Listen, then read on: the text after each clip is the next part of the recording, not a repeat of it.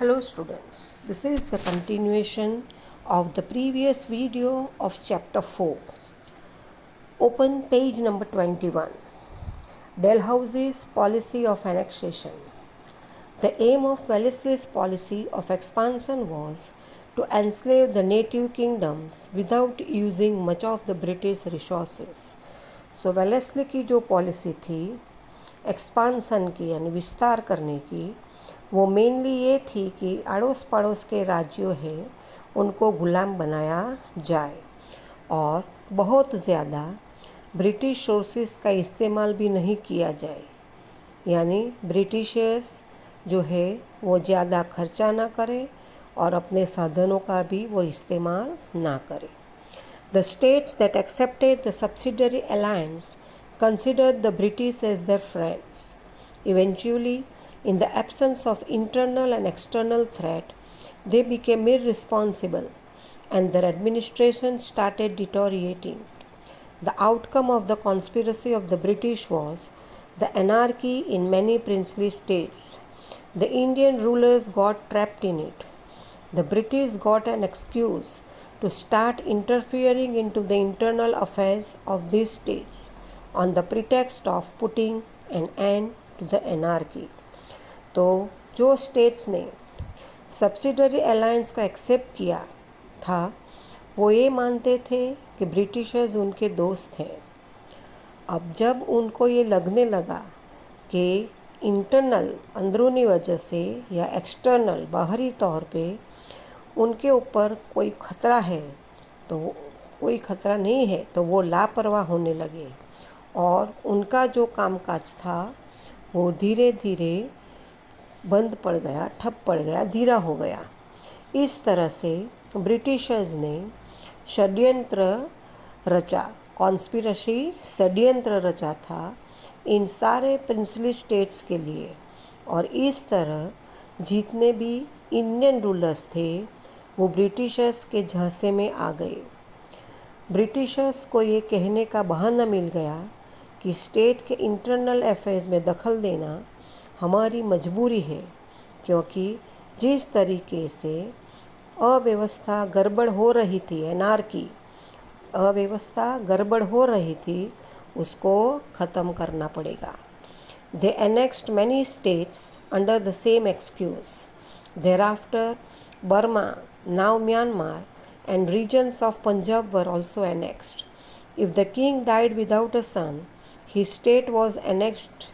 In this way, Satara, Jhansi, Nagpur, etc. became the victims of policy of annexation. इसी तरह उन्होंने बहुत सारे स्टेट्स पर कब्जा कर लिया.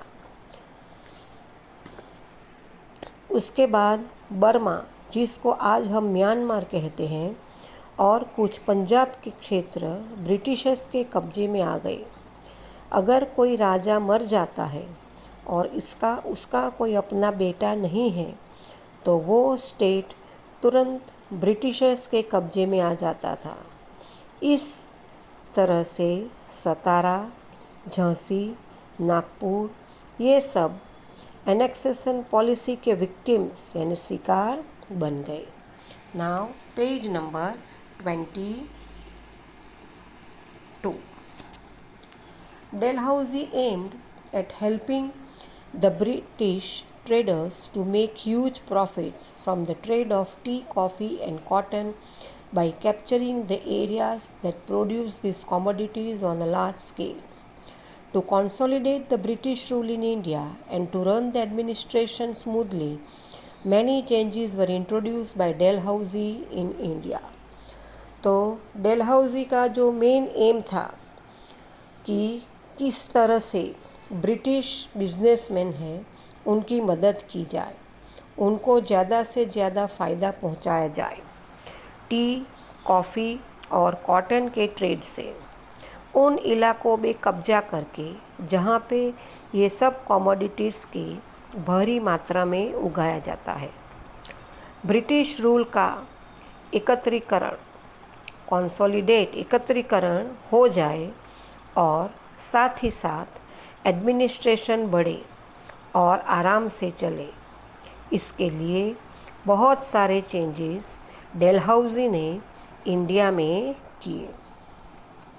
During his tenure, the first railway line started was between Mumbai and Thane in 1853 CE.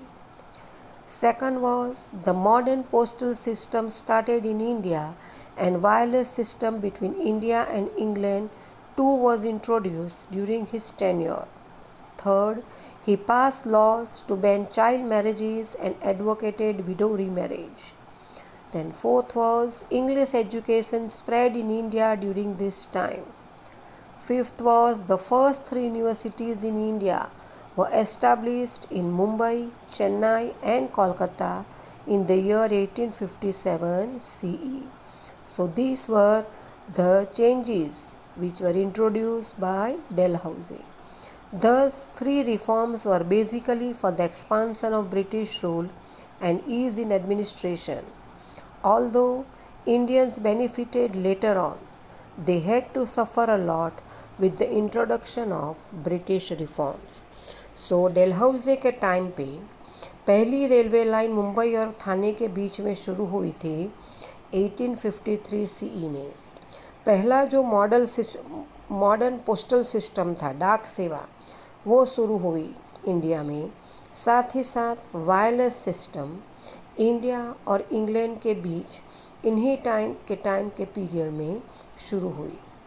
इन्होंने बहुत सारे ऐसे लॉज बनाए जैसे कि चाइल्ड मैरिजेस की प्रथा, बाल विवाह, वो बंद करवाई और विडो रीमैरिज की वकालत की। इस टाइम में इंडिया में इंग्लिश एजुकेशन का प्रचार हुआ। जो पहली 3 यूनिवर्सिटीज़ इंडिया में बनी थी वो मुंबई, चेन्नई और कोलकाता में। ये बात है 1857 सीई की।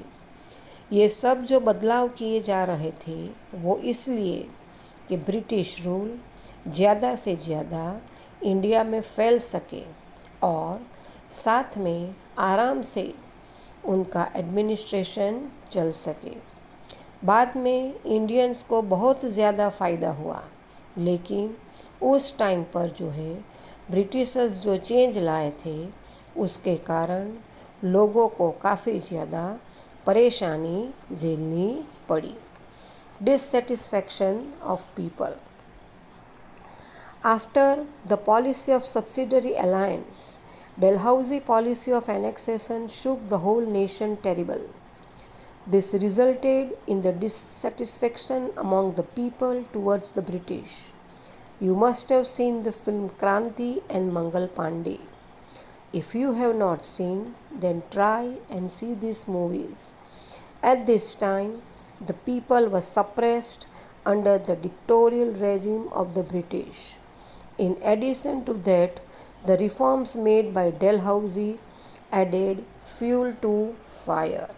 सो पहले सब्सिडरी अलायंस की पॉलिसी आई, उसके बाद डलहौजी एनेक्सेशन पॉलिसी लाए।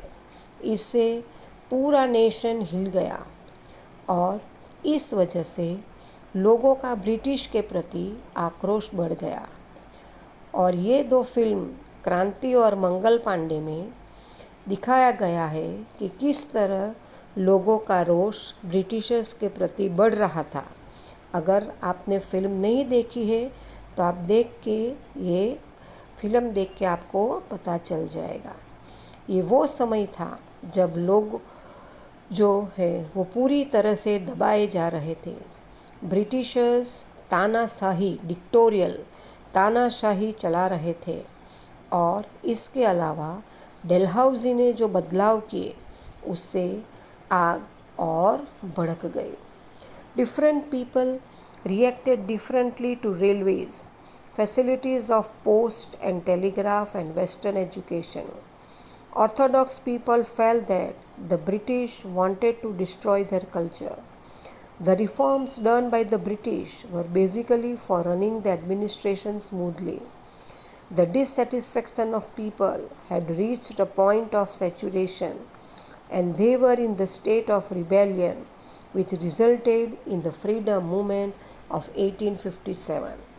अलग अलग तरीके से लोगों ने रिएक्ट किया रेलवेज, पोस्ट और टेलीग्राफ की जो फैसिलिटीज़ थी वो, और वेस्टर्न एजुकेशन को लेके जो ऑर्थोडॉक्स यानी रूढ़िवादी लोग थे उनका ये मानना था कि ब्रिटिशर्स उनकी संस्कृति, कल्चर ख़त्म कर रहे हैं।